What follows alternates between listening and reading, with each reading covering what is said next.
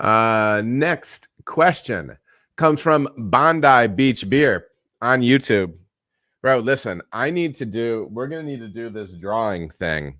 You guys have to remind me at 6:30. So an hour and a half in, we're going to need to do the drawing. Okay. So yeah, for the t-shirt. So remind me. Bondi Beach Beer. Adsy, you informative firecracker. I think he continues to ask questions just because I pointed out the fact that he always has a new way to address me, and he never disappoints. Yeah, informative firecracker. My name has been Adam since the day I was born. Okay, if you were wondering, my name has been Adam since the day I was born.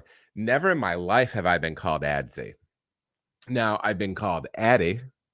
All right, so like. My wife will sometimes, little cute names, right? But I've been called a lot of things, but never Adsy. So I mean, this guy comes out. He's firing. He's firing. You informative firecracker. As always, thanks for the great info. How do you perform your titrations? Now, if you have not seen the CIP tutorials that I have thrown up on YouTube recently of our CIP skid at Sonder and our COP pot at Sonder.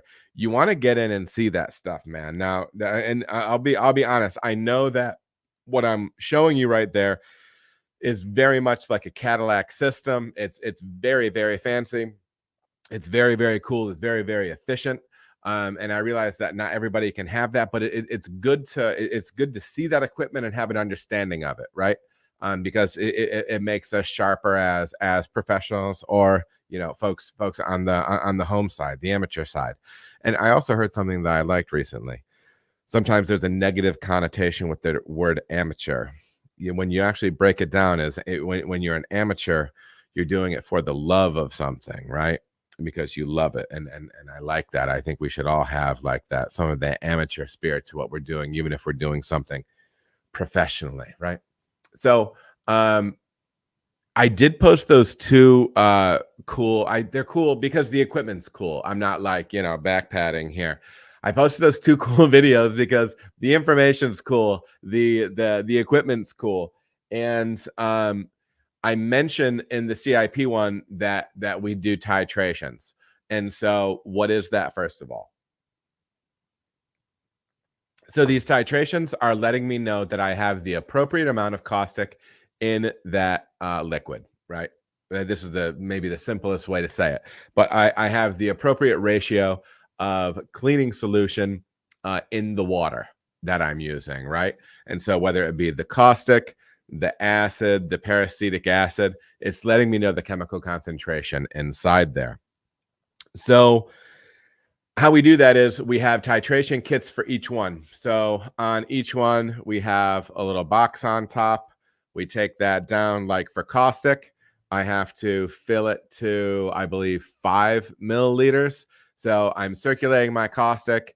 I can either get the caustic off of the tank itself, have where it's dripping out of the tank, or a sample valve somewhere along the way. And then there's usually two things that you have to use. There's the green cap, where it's 2 drops of green cap. And then it's a second one with a white cap that I go in, and the green cap will turn the caustic liquid pink. And then I do a drop of the titration liquid, swirl it, it stays pink. Drop again, stays pink. As soon as it goes clear, that's the number of drops that I know that will help me know how much chemical is in solution. So for me personally, the kit that I'm using, every drop that I use is 0.25%. All right. So if I'm using caustic and I'm looking, to be between 1 and 1.5%, I want to see 4 to 6 drops before that pink liquid turns clear. Okay. Different ones may have different colors, different things like that. I don't know what each individual, the 2 agents that I add to it.